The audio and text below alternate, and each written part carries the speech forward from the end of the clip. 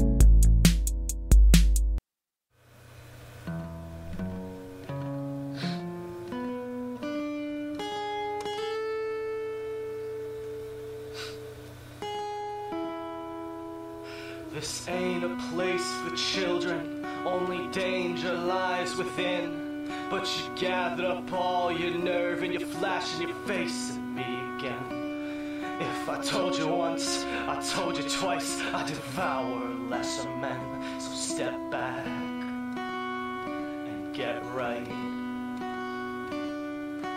Maybe you don't remember, or you're hiding that you're scared, but I remember your girlfriend crying behind her pretty blonde hair as you were shaking like a kid, having a bad nightmare. So step back and get right. I am a bad man. The world is a cold place. bundle up. In the Yappa Pie Indian strap match. We're live. Hey, Omega. Yes, Gunner. So, we kind of missed a week of things. Yeah, it appears we did. Well, regardless, this is episode 199. And let's get started with the show.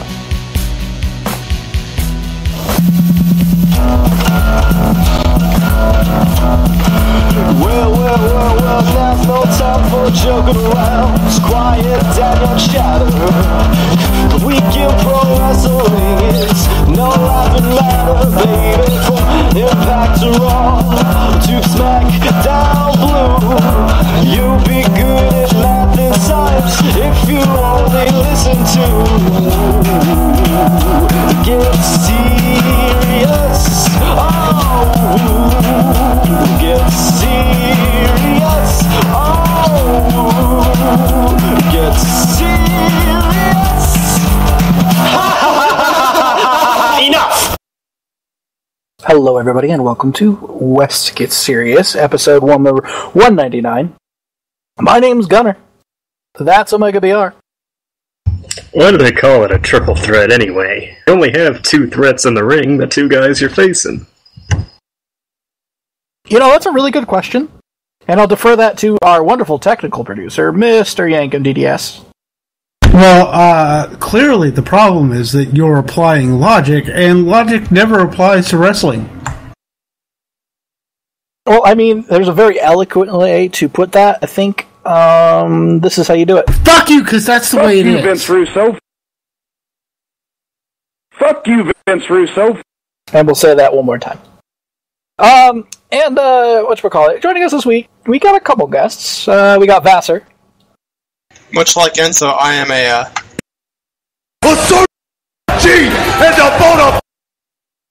A certified G and a bona fide stud, and you can't teach that. Your internet's cutting out there, buddy. But that's okay. We still love you.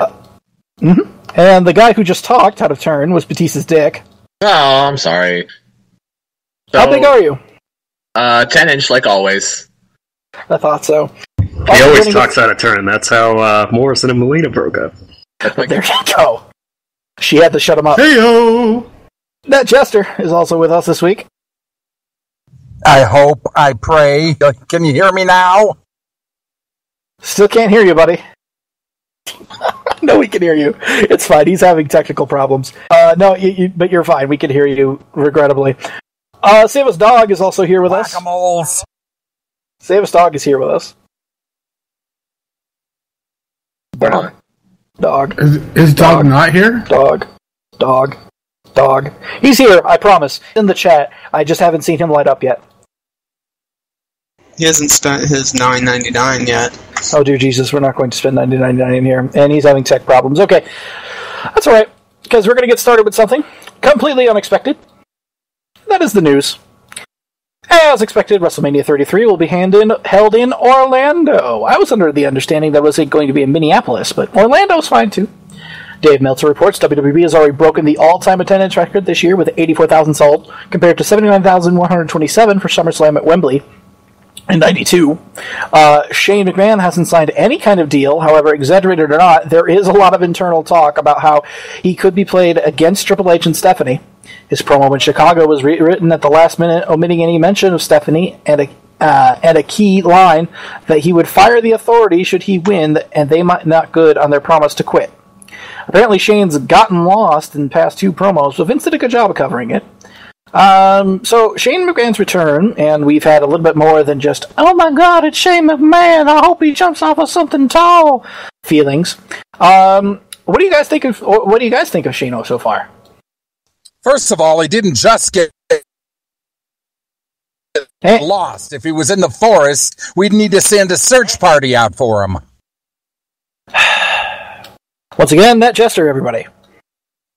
Well, he did flub a line last night, and the crowd let him hear it for it. When he was telling The Undertaker, you're going to throw a punch, I'm gonna miss. You're gonna miss. Was this when, at the end of the segment, when they were doing the choke slam business? It was right before that. It was like as he was talking to Undertaker before the chokeslam business. He meant to say you're gonna miss, but he said I'm gonna miss. And the crowd kind of reacted to that in a negative manner. Yeah. I can believe that Shane's gotten lost in his promos because all the segments Shane have been in so far have gone pretty long. Like, I know talking segments on Raw usually go pretty long, but like these are like 15, 20, 25 minute long, promos. So I can believe that he's kind of meandering along the way. And they're all kind of the same thing, this company's bad, Dad, you're bad, et cetera, et cetera. Yeah, I'm good, I make money. Although watching him leap up over Undertaker's shoulder during that first chokeslam made me squeal a little bit. Okay, can we talk about the state of Shane's punches? Oh God, no, please. They're not any better than they were however many years ago. Oh my God. Yeah, like a decade or more ago. What they call it, the Shane-O shuffle or something? Oh yeah, where he does the little shuffle in the corner and then is supposed to start punching again. He's playing off of being a boxer like Muhammad Ali, but Jesus. His knees have been really solid, it's just his punches are so bad. Well, I always thought it was Scrappy Doo. Because he does that thing where he hunches over and just does rapid punches and it just doesn't look good. God. It never looked good. Ever. Don't know if you think you're sad about Mania not being in Minneapolis. I am so sad about that news. Minneapolis is such a great town with such deep wrestling history, and they decide to go to fucking Orlando? Are you kidding me? Well, it's not even so much. I'd probably go to Mania too, but it's all the shows and the stuff that comes with Mania is just. It's so sad that it's going to be now. It's because Super Bowl 52 is in Minneapolis, they can't have Mania at the same time. It's not going to work logistically, so it's going to be 2 years plus before it's even considered. You know what pisses me off even more? SummerSlam is no longer yearly being held in Los Angeles, so I can't go this year. Fuck. Well, I live 2 hours from Orlando, so this is good news. So fuck all you guys. I don't care. Well, I've got to imagine that deal with them talking about we're going to bring it to Orlando every 4 years probably went through if they're showing up in a year with a physical Hall of Fame. It's very clear that Orlando is going to be the spot. Plus, they put a whole bunch of new seats, and there's a bunch of improvements made to the Citrus Bowl as well. So it seems pretty obvious. I mean, I'm fine with that, necessarily speaking. Easy town to get into for flights to accommodate our international fans and all that other stuff. But at the same time, Orlando is. I've never been there. I haven't been to Florida, but I've heard that Orlando is one of the top 10 worst cities to drive in ever. Can anyone confirm this? I can confirm. It is in Florida, God's waiting room. Someone has never been to Los Angeles. Well, yeah. No. He means God's waiting room, as in all the old people are there waiting to die. Exactly, that's what it means. Well, so in Florida you get all the slow drivers that don't do anything, while in California everyone's driving all over the road like it's Mad Max. Isn't it actually Mad Max there, though? It's getting there. We need some rain. Pronto. I wouldn't be surprised. Whatchamacallit. But yeah, those Shane O'Mac punches, they give me nightmares. So I'm allergic to talking about TNA, so if somebody else could bring up this TNA thing, that'd be great. Well, TNA has told investors they'd like to run 50 shows this year, many of which will be at Universal, including recently announced dates. The new Jeff Jarrett concept, in conjunction with A. Smith & Co. Productions, will be a 13-week series in which a group of 16 indie wrestlers will compete in front of judges. Mr. Anderson is gone from TNA following the Bethlehem TV tapings, reportedly due to his behavior. Lucha Underground is reportedly close to a deal with Netflix to get at least the first season on the service, and Chris Jericho's wanted the styles clash in their Fastlane match, after which officials reportedly okayed the move to be used, though it's likely they still want the calf crusher to serve as his primary finisher. AJ's logo gloves have also sold out on WWEshop.com. Really? Well, I mean, I guess that's kind of a cool thing. Kids would probably get, but I mean, it's not like they would really keep their hands warm or anything. I would like to wear them, like, during Halloween or something. That would be cool. But that's about it. The most significant segment with AJ Styles this week didn't happen on actual wrestling TV. It happened on the Edge and Christian show. Tell me I'm wrong. Oh, I did not see it this week. Just watch the one segment with them. Yep. I'm still marking out over Boogeyman last week. He misses his finger guns so much. So badly. But the finger guns are coming, aren't they? Aren't they about to be reunited? Are they allowed to do finger guns on WWE TV? They're going to.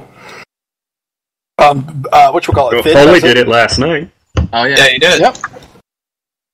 So, I mean, it's not going to be a problem with that. The only problem I foresee happening is why Shane wouldn't hire the Bullet Club themselves to come down, defeat the Undertaker for him, and then set up Finn and Undertaker. But that's just me masturbating over here silently. I think that's a possibility. It's not. That was not silently at all. That was very loud masturbation. I thought for a split second, I thought since they were in Pittsburgh, maybe he would have had Angle come out. Would have lost my mind. Okay. And did you notice Bo Dallas's singlet last night too? Oh, yeah. Jesus, that was disgusting. That thing was awful. Put him back in the whatever the hell he was wearing before. But you know why he did that? That was a total Angle singlet. Oh, It was. What did I miss? Yeah, it had the stars on the side. It had Dallas down the back. Oh god, if Angle comes back and wrestles Bo Dallas, I'm going to be so disappointed. Okay. But, okay, this TNA thing, didn't they do something kind of similar to this a couple years ago? With the whole, except for they didn't use indie guys. Yeah, Yes, it was called TNA Gut Check. TNA Gut Check is was their gimmick where they have workers pay $500 and they would get scammed essentially, and one or two people would get pulled from that, but they would get quote unquote coaching from quote unquote Jeff Jarrett when really it was Jeff Jarrett, Al Snow, and a couple other people. Good coaching, perfectly fine, but a look-see is paying for a look-see is is still a ridiculous thing. Carney is shit. Bingo. TNA will do anything for the money, though. They really need it, because their ratings suck. Well, here's my question. They want to run 50 shows this year. Do they have enough wrestlers on the roster to run 50 different shows? Yeah. Do you Doesn't think? sub Raw every week. Yeah, that's true, I guess. Well, yeah, but you get to focus more on storyline. I mean, that's not a problem. You let tags play for single belts. I mean, Yeah, if it's TNA, focusing on the storyline usually has been a problem. Yeah. I have an opportunity to watch a TNA taping this weekend, actually. take it, do a report. No. Nope. I'm going to Universal with my family, and I'm going to ride all of the rides all day long. I am not going to waste my time with TNA. What, you're not going to show up in a Hulk Hogan suit and see if you get kicked out or not? No. Speaking of things that would carry a sex offender shuffle, the Hogan Gawker sex tape last Monday. Highlights include Hogan arguing that he was playing his character during many of the times he boasted about sleeping with a lot of women and having a 13-inch penis, which he admits Terry Bollea does not. Former Gawker editor-in-chief Albert Del Rio, something like that, shocked the courtroom when he asked at what age a person's sexual footage would not be considered newsworthy, and he responded with 4. Gawker later claimed that he was speaking sarcastically. Yeah, it's afterwards. AJ Dwalero, I think I can't remember how he pronounces it, it's weird, but he's a really sarcastic asshole, which made him a great editor for Deadspin, but is the very last person you would ever want on the stand of a trial. Apparently, all of the Gawker people that have been on the stand made Gawker just look like horse shit. So there's a chance that this could be big. Yeah, but Praise God in heaven, we see the end of Gawker as we know it. Oh my god, that's so great. The only thing I've noticed from watching it is anytime they have one of the people from Hulk Hogan's crew on the stand, Gawker just tries to invalidate everything that Hulk Hogan's trying to sue about. Like, well, that's what you do when you're the defense. I mean, yeah, they went with the whole the video actually didn't help with viewership on the site, and in fact, viewership went down. And well, really, their whole case hinges on the fact that because Hulk Hogan talked about his sex life in public, that makes this footage newsworthy and therefore legal to show, and without his consent, and et cetera, which, in a way, it's a landmark decision as far as, what the press can publish. But on the other hand, again, they're arguing that, talking about sex and leaking someone's private footage is the same thing. He was talking about that on the Howard Stern show. I want you to find a guest who's come on the Howard Stern show. Even Michael Cole has gone on the Howard Stern show and said ridiculous stuff. That doesn't mean that. Yeah, it's a weird argument. Segment with Sheik, really? Oh God. You think that the most serious and hard-pressing journalism about someone's sex life is going to be on the Howard Stern show? Really? Oh my God, they brought off that doofus as Sheik Jr. and freaking Sheik almost lost his mind. Who? Sheiky. Oh, they brought on Sheiky. That Sheiky segment that we play in West all the time. Oh, yeah. God. It's just the whole idea of someone's sex life being newsworthy is just insane. It's just an insane defense, Exactly. Well, just all of the stuff that we've seen in this trial, Hogan had to defend himself wearing the bandana, and eventually got the permission to do it if it was only just a plain black bandana. They questioned the jury, and they had someone who was still being worked by the fact that he left WCW to join the New World Order 20 fucking years ago. It's just some of the stuff that's come out of this trial is if you're someone who's followed wrestling, I was rolling on the floor when I saw that. One of my favorite things is where he has to defend the fact that Hulk Hogan's penis is 10 to 13 inches. It's 13 inches, but Terry Bollea's isn't, and he's trying to explain to the lawyer that Hulk Hogan is a character and that he is Terry Bollea, and trying to explain kayfabe to a freaking goddamn lawyer, and the lawyer just doesn't understand. Well, the beautiful thing about this defense is that Gawker doesn't have one. The best one that they have is that this person is a celebrity, therefore his sex life is newsworthy, which it really isn't. Because it isn't about the celebrity. If it was Hulk Hogan having sex on WWE, then yes, it would be. If he had a live sex celebration in the middle of the ring in WWE, then yeah, sure, that's a Hulk Hogan segment.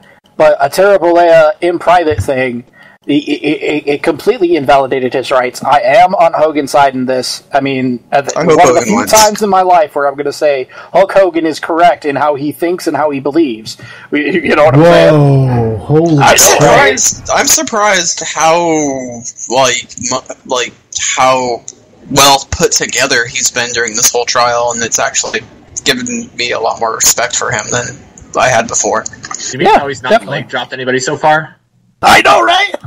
I was the point at the point at the lyre and go, you. He does the No, if he loses, watch him get up on top of the witness stand and leg drop Gawker from it. Or he's taking the vow. Do you swear to the whole truth and nothing but the truth, so help you God? Takes the Bible, rips it in half, rips his shirt open, and says, "I do, brother." Well, oh, God. He has actually, ironically, been using some of that because apparently all the reports say that when he answers questions, he turns to the jury and kind of makes and he's Hulk Hogan. He's going to do this ridiculous motion because that's what he's been trained to do forever. Exactly. I'd like to put forth an objection. I think it's important that the jury understands that we are not all, in fact, related to Mr. Hogan. The term brother is a term of endearment. Oh, Lord. Does he say brother? Does he actually say brother? Oh, yeah. Oh, my God. I'm sure he has. I think he did once or twice. With him now. It's like a nervous tick. It's common. It's a verbal tick. Actually, a lot of the older wrestlers have it. Being in locker rooms myself, I've heard it. Brother this, brother that. Gimmick this, gimmick that kind of thing, and it's a thing, and it's vernacular essentially. Yeah, and I forgot what I was gonna say, but it's just the whole thing. We used to count how many times he'd say "brother" every promo when he was doing his last stint with WWE, and even during TNA, we would do brother counts during his promos. What'd you get up to?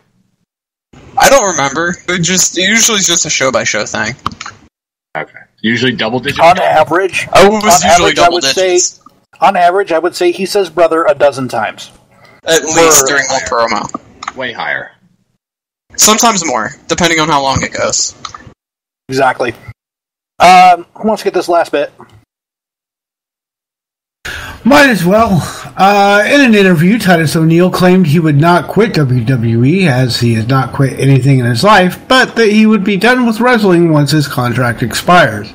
Although Triple H has stated publicly that Vince McMahon loves NXT, internally it's believed Vince views it as a touring brand with a lot of money talents. Jim Ross will be calling the UR Fight iPay-per-view event featuring Angle vs. Mysterio, as well as Dan Severn vs. Tank Abbott, replacing Ken Shamrock.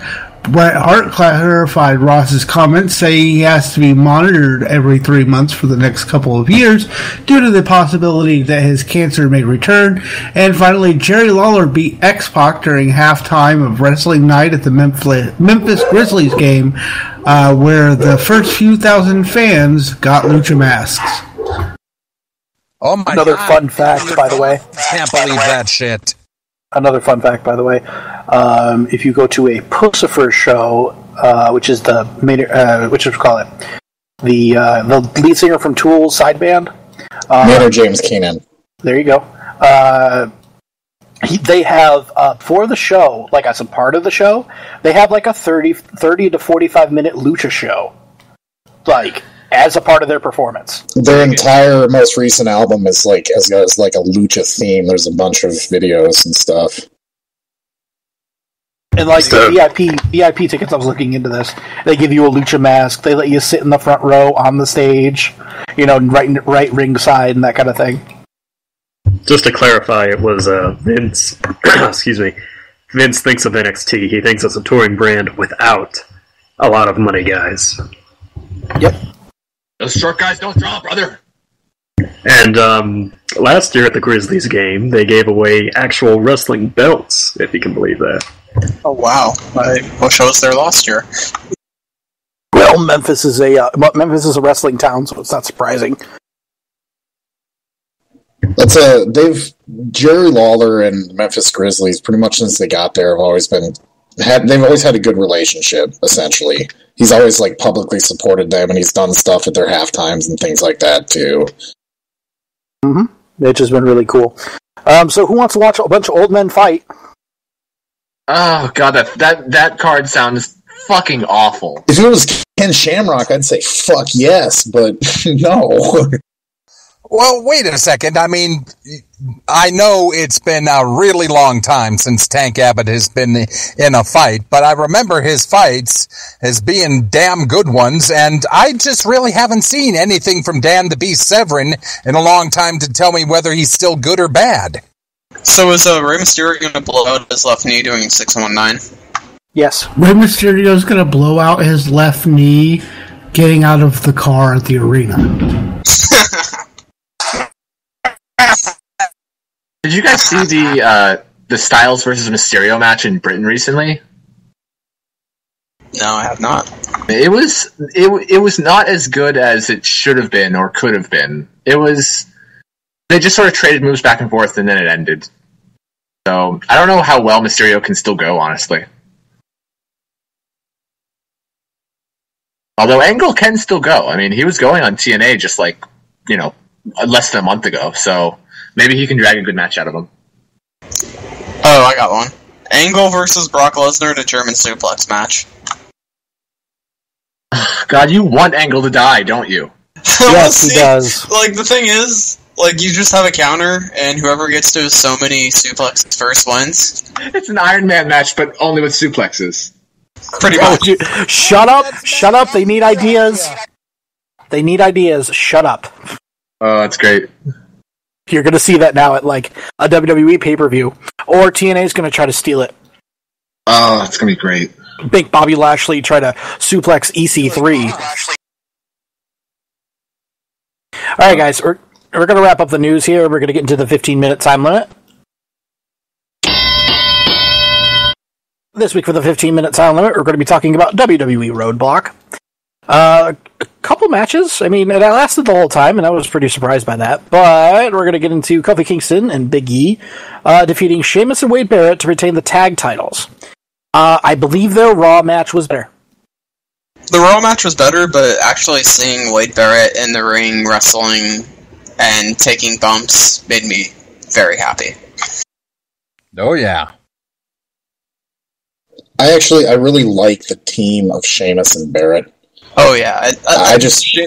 They work well together. They really do. Sheamus and Barrett are actually a really good team, and I was they just need to get rid of Rusev and freaking they need to get rid of Del Rio. They just need to get rid of Del Rio. Del Rio makes no sense when you've got 3 European dudes and a Mexican guy. Basically, I think that Del Rio has a good chance of breaking out and actually being a face out of this. Yeah. Which is probably what he should end up being, but I could definitely see something happening with all that. But otherwise, it was an alright match.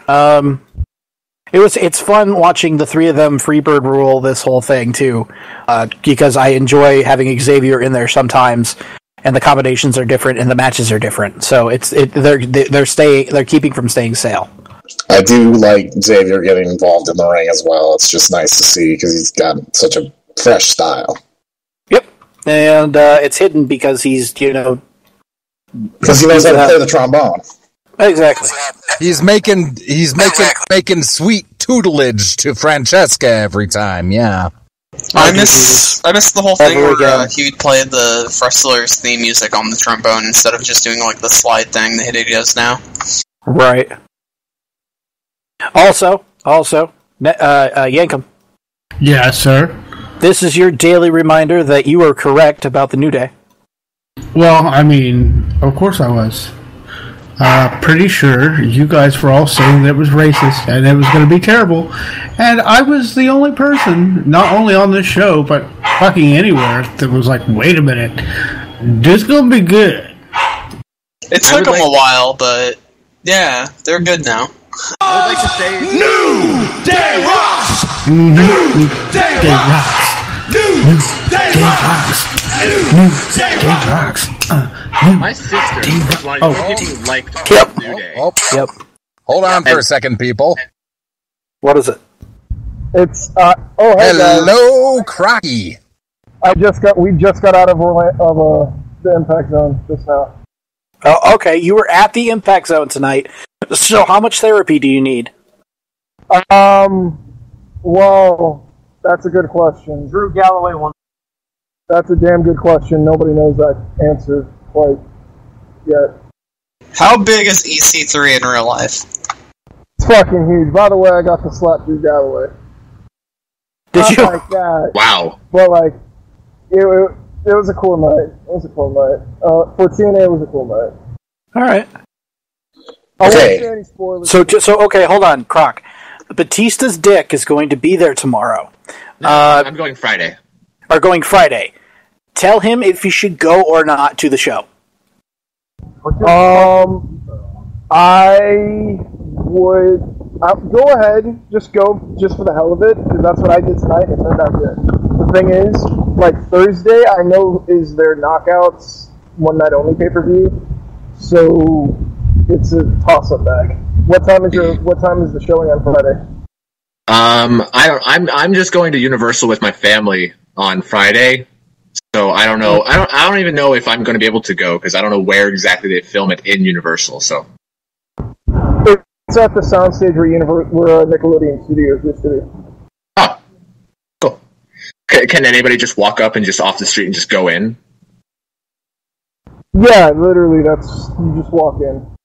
Yeah, all right, yeah, I might actually go. As the taping were happening. And they tape in the evenings, right? Like right around now. Yeah. Yeah, the only time they'll take them away is for like pay-per-view or something. I might actually go now. This should be interesting. Croc. Thank you for thank you for checking in with us.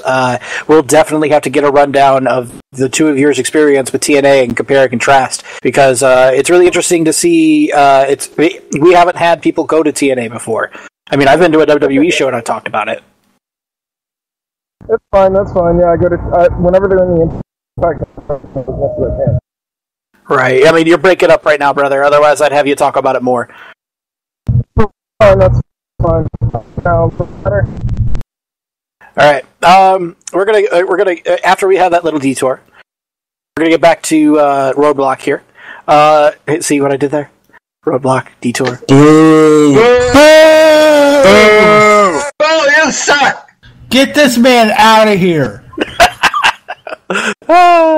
Chris Jericho versus Jack Swagger.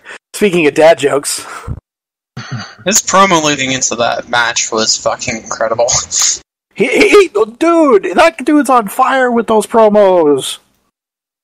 I mean, The he's only promo good was hand, great. but like the match that followed it was hilariously like you have the real American coming out to defend Canada, I guess. Yeah. Which I guess makes sense. I mean, Canada and America are friends, you know. We've always liked each other. It's always been a pretty good relationship, but like, what the fuck? But at the same time, it's like, what the fuck? Like, Do they have like no other Canadian wrestlers that are over on the roster at the moment?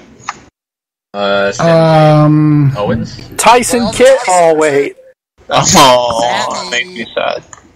Why did you have to do that? Why not Tyler Breeze? He's Canadian. This is true. He's on the roster doing jack shit. He would have had a great match with Jericho. Because they already had a match, though. Well, because Breeze resides at a seasonal residence in California or something like that. No, it's It changes every show, doesn't it? no, it's usually isn't it Monaco? I don't know. Yeah, I think so. Let's move on here. But it was like it was Monte all right Carlo, match. I think. It was Cairo, Egypt, and I know like Milan, Italy is another one that he's used. Yeah, and I think he does do in Monaco one too. The Revival defeated Enzo Amore and Big Cass to retain the NXT tag titles. Man, Enzo and Big Cass can't get those titles. That match was fucking incredible, though. When did they get... When is this name new? When did they start using this? It was recent. Oh, the Revival? Changing their name? Yeah, I've never heard them called that before. This was the first time. I was like, the who now? They're really half-assing it. These are the mechanics, right? Yeah, they're the mechanics. Wow, freaking Enzo and Cass are so over with, like, I guess the NXT crowd. Everybody. I mean, Yeah. really after. I mean, you'll see them definitely for sure after WrestleMania, the night after WrestleMania, with that they need big to crowd give and up getting them over. They need to give up on trying to get the NXT tag titles and face up against New Day, because I think it's exactly going to be a Tyler Breeze situation where Tyler, he didn't have the title. I think I could be wrong. No, he never did. Yeah, and then he moves, and then they just move up to the main roster, and I think that's what's going to happen. But I'm really worried, that they might get shuffled to the back like Tyler was. But I see. Can't see that. They're so charismatic. Also, all of the bleeping after Cass got slammed outside the ring because Carmel was yelling profanities. Well, the one thing I gotta say about this revival, the revival name, I don't hate it, I don't love it. I want them to use it or not use it. Like, it seems like sometimes they use it and sometimes they're just Dash and Dawson. Like, pick one of the two and use that. Okay, can somebody explain what their gimmick is? They are, excuse me, they're basically Arn Anderson clones. They're the Minnesota Brainbusters. It's like a revival. Yeah, it's like a revival of classic wrestling technique. What was it JBL said that they say, no flips, just... No flips, just fists.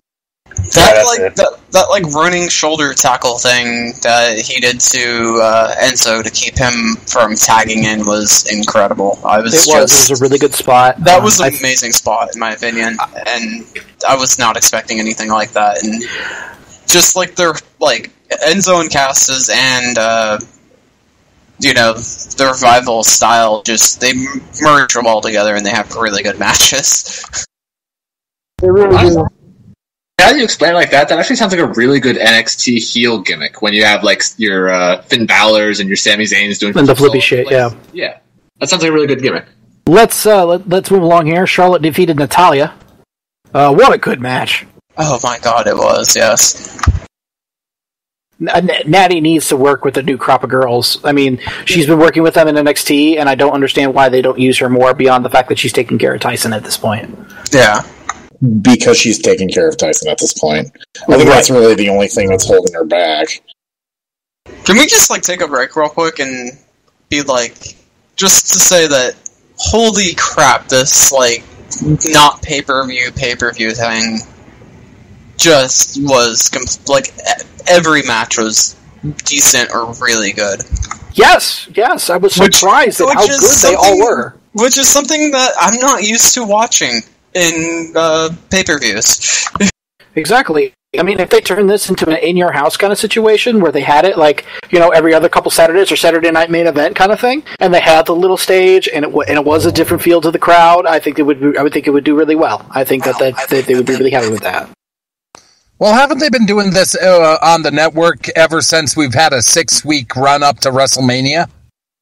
Kind of, sort of. I mean, they've had little events. I mean, before that too. With the Beast in the East kind of thing.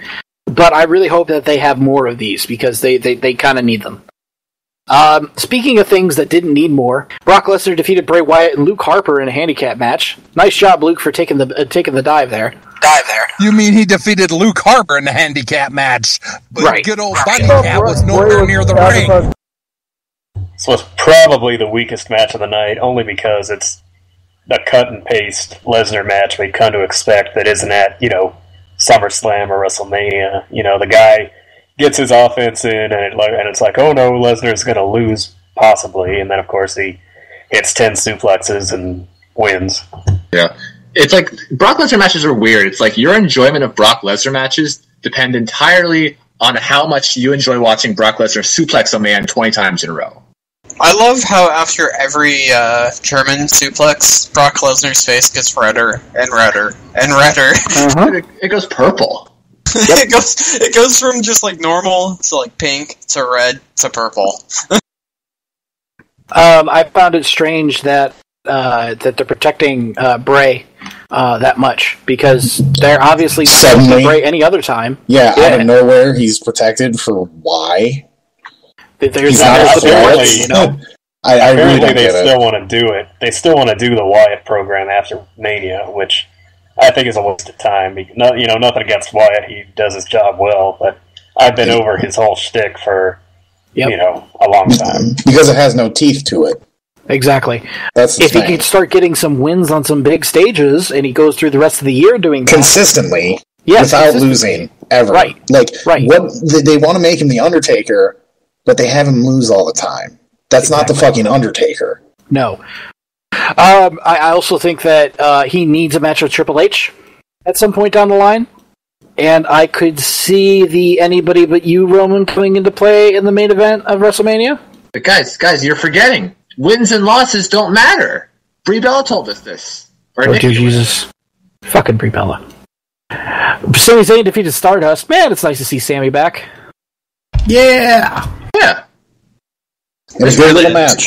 I'd just like to have 30 seconds real quick if I could.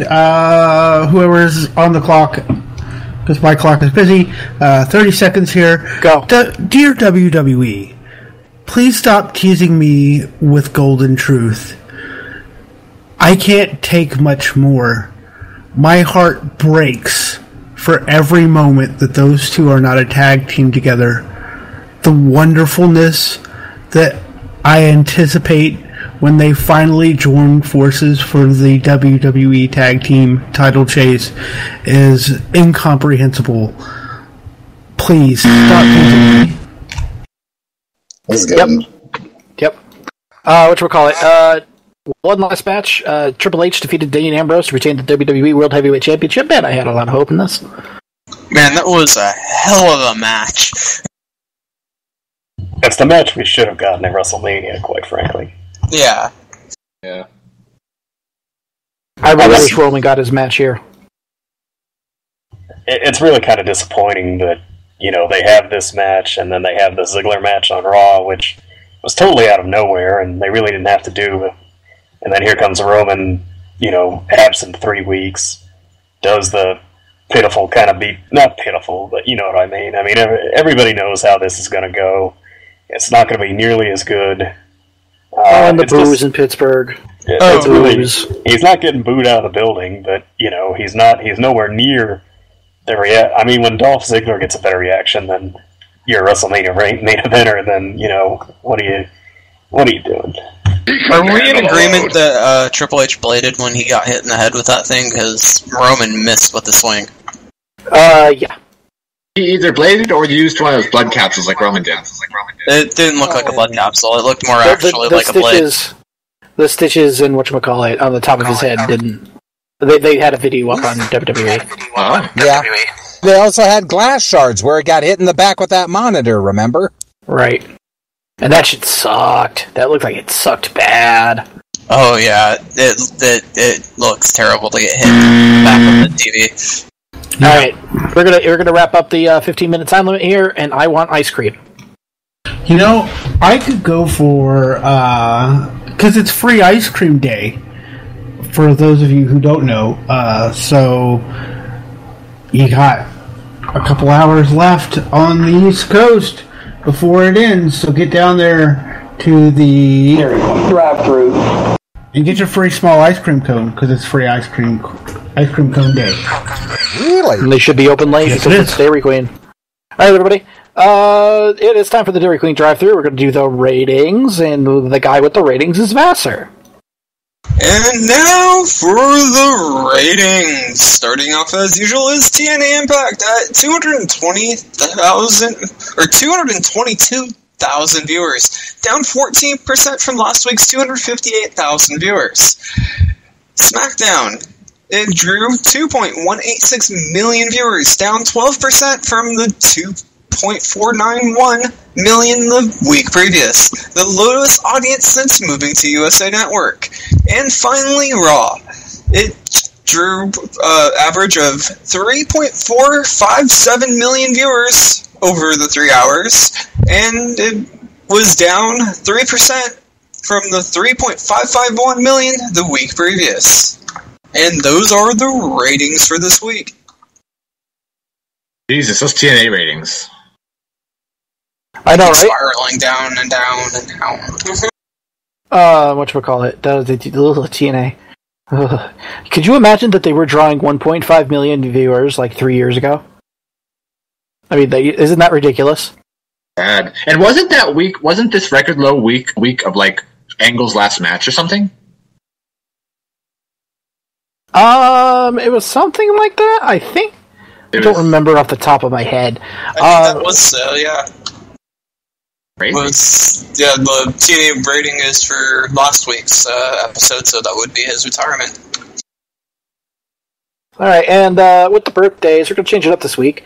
Batista's dick. Hey! Alright. I don't know who like half of these people are, but I'm just going to read their names, so whatever. On the 9th, we have Averno, Nikita Koloff, Melina, and Rick Steiner. Happy birthday to all y'all folks. 10th, we have Payroth Jr., Lucha guy, I guess. On the 11th, we have Johnny Fairplay, my favorite wrestler of all time. On the 12th, we have Nydia, Nunzio, Eric Stevens, Mae Young, Anarquia, and Hideo Itami. Mae Young is still alive? It's a gimmick. Oh, okay. Okay, on the 13th, we have Akira, Matt Jackson, and Dixon Koontz. 14th, we have Brian Clark and Beulah McGillicuddy. Fucking love that name. On the 15th, we have good old Shiki and Kevin Northcutt. 16th, we have Brett DiBiase, Ken Doani, and Henry Godwin. Cool name. On the 17th, Samoa Joey and Test. 11th, we have Pizza. Please say that last name again. Mr. Test. The one before that. Samoa Joey. Samoa Joey. I love it. What? That's his name. That's his legal name. It's on his birth certificate. Okay. 18th, we have Quackenbush, Rick Martel, and Amanda Mount. 19th, Jimmy Corderas, AJ Lee, and Matt Seidel? Whatever. 20th, Scott Parker and Stang, the man called Stang. 21st, Chris Candido. On the 22nd, we have the birthdays of Wayne Bloom, El Felino, Villano 5? Whatever. Yes. And Ejac Ulate. Alright, I think I mispronounced like half of those names, but whatever. Close enough. No, you got that one. You got that last one just right. And now it is time for This Week in Wrestling with Omega BR.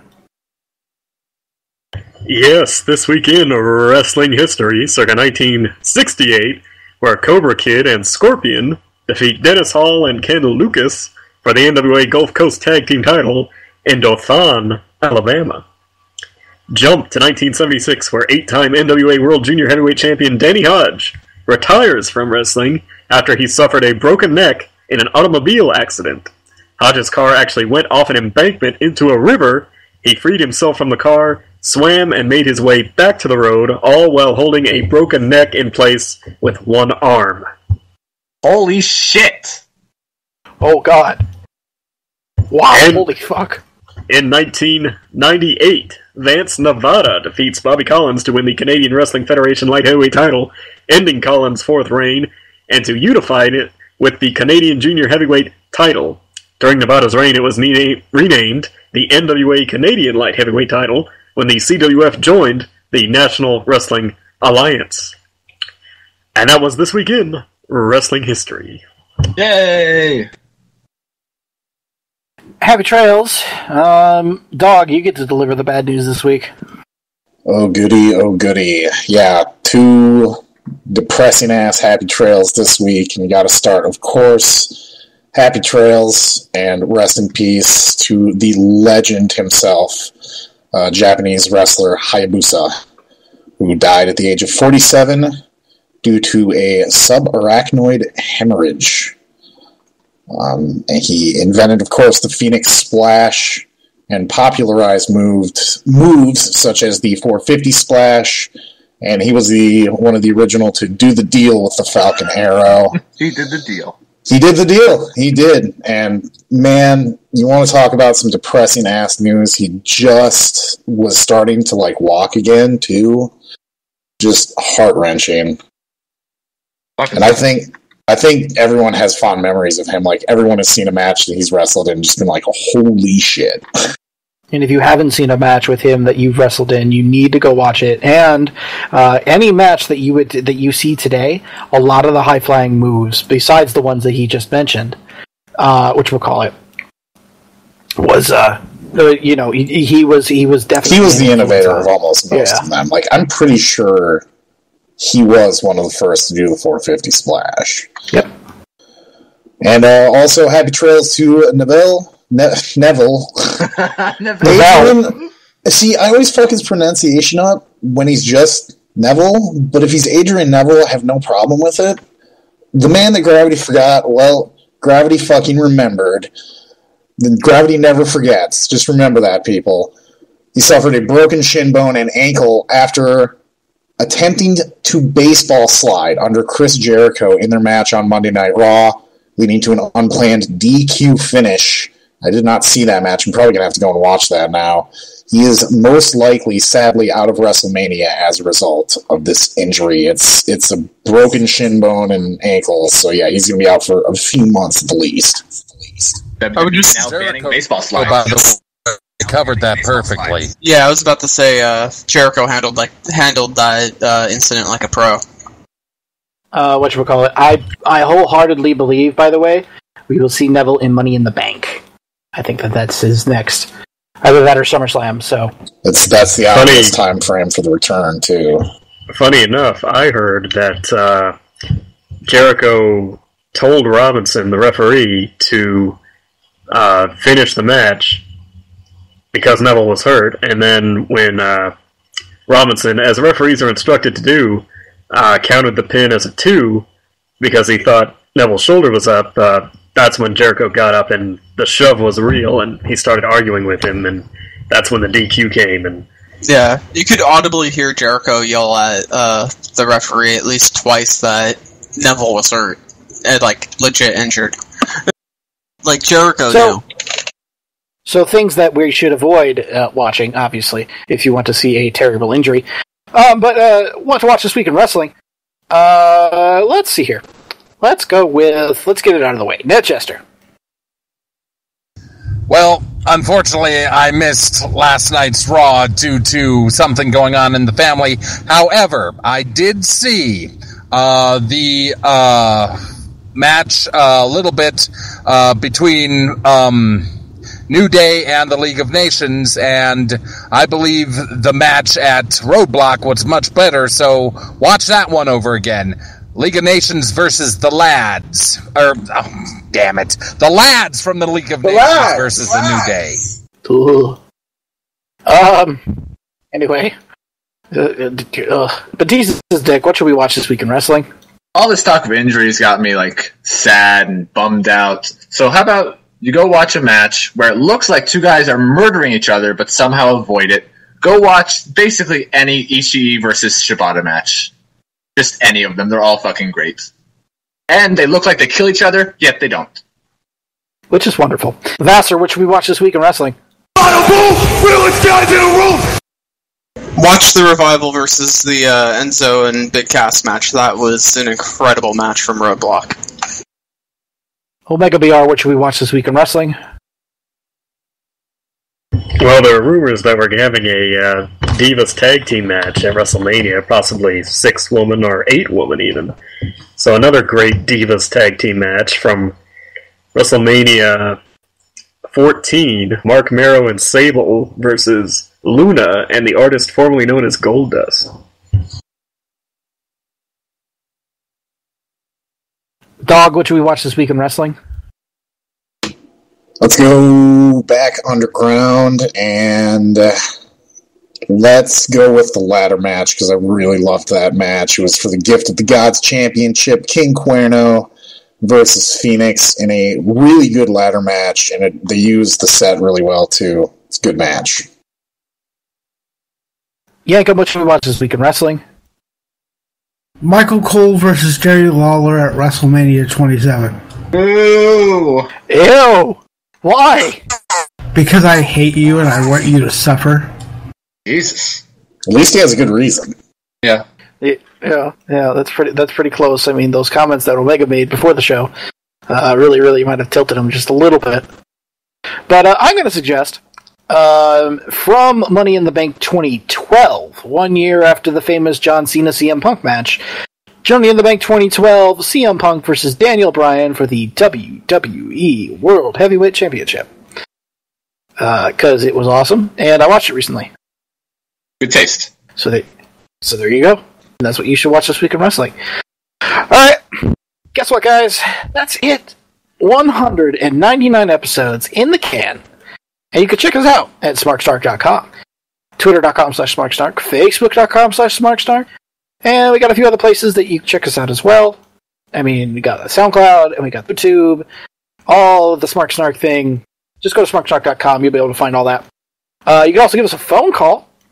That's, the number again is 812-408-9666, or 812-408. Whoa.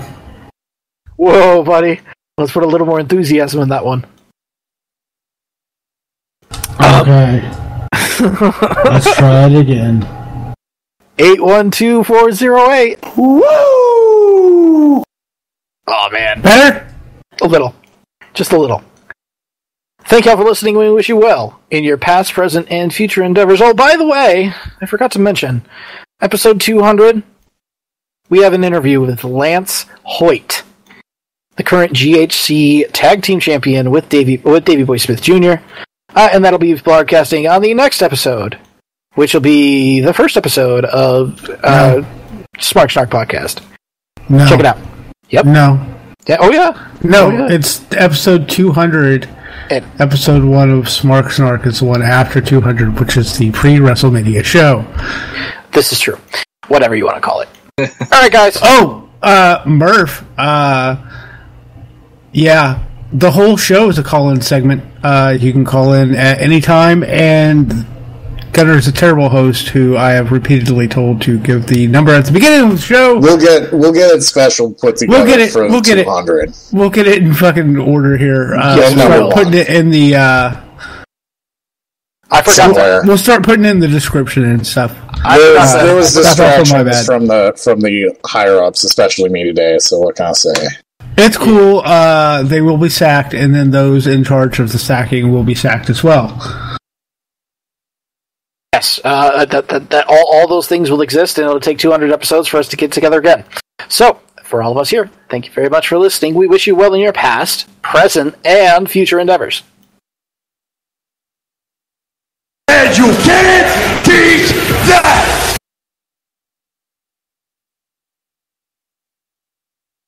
Good night, Brooksfield. I love you.